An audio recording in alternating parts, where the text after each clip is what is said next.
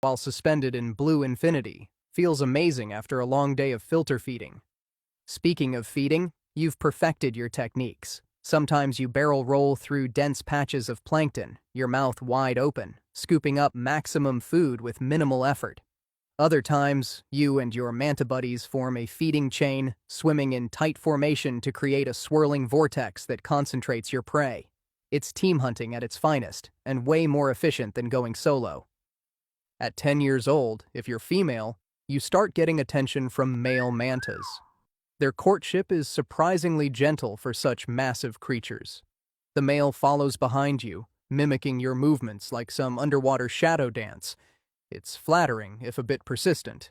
Eventually, if you're into him, you'll let him get close enough to mate. The whole thing lasts just a few seconds. Not exactly the romance of the century, but efficient. Pregnancy lasts about a year, which feels like forever when you're constantly swimming.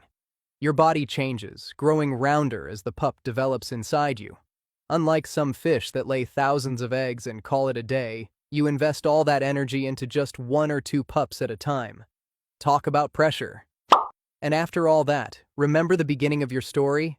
Yeah, you literally give birth while swimming and immediately abandon your baby to the same sink or swim childhood you had, circle of life and all that. By 15 years, you've survived countless close calls with sharks, fishing nets, and boat propellers. Your wings bear the scars of near misses, ragged edges, and healed tears that tell the story of a life lived dangerously. Each mark is basically a souvenir from a vacation to the edge of mortality. I visited death's door, and all I got was this lousy scar. Your brain is surprisingly large for a fish, with specialized areas devoted to social behavior, problem-solving, and self-awareness.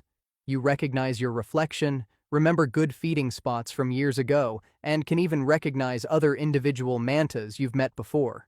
Not bad for a creature whose ancestors decided fins were overrated and wings were the way to go. 20 years in, and you're one of the veterans of the ocean. Younger mantas sometimes follow your lead, learning the migration routes and feeding techniques you've perfected over 2 decades of ocean life.